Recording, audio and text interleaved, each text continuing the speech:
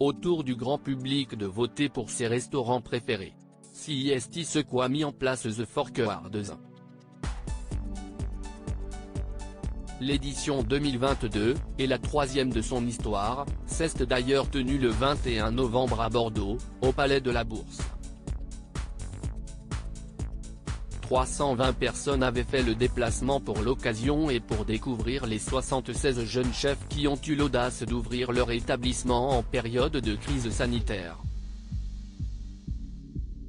Tous étaient parrainés par des tocs confirmés lors de cette soirée étonnement animée par l'écrivain Frédéric Beigbeder et la journaliste Sandy Ribert.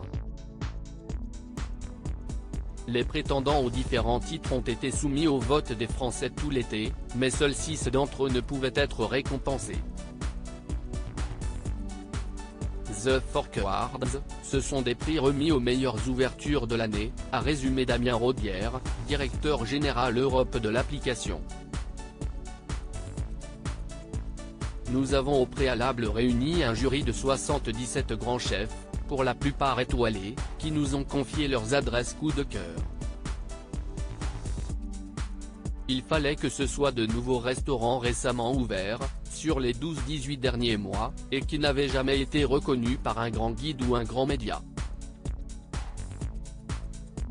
Ils nous ont confié 76 adresses, que l'on a révélées au grand public en juin, et qui a voté pendant 3 mois.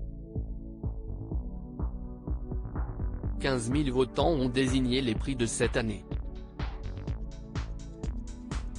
Palmarès 2022 de The Fork Awards. 4 prix du public: Inès Trontin, Pêche à Paris, parrainé par Jérôme Schilling. Maxime Pujol, Restaurant Bergamote à Lyon, parrainé par Jérémy Galvan. Robin Dorglé, Restaurant Miro à Ostwald, parrainé par Julien Bain. Camille Delcroix, ancien vainqueur de Top Chef 2018, Restaurant Bacov à Saint-Omer, parrainé par Gilles Goujon. Un prix spécial Bordeaux. Alexandre Bru, Restaurant Sens à Bordeaux, parrainé par Nicolas Massé. Enfin, le grand prix du public a été attribué à Mallory Gabsi, pour son restaurant Gabsi à Paris.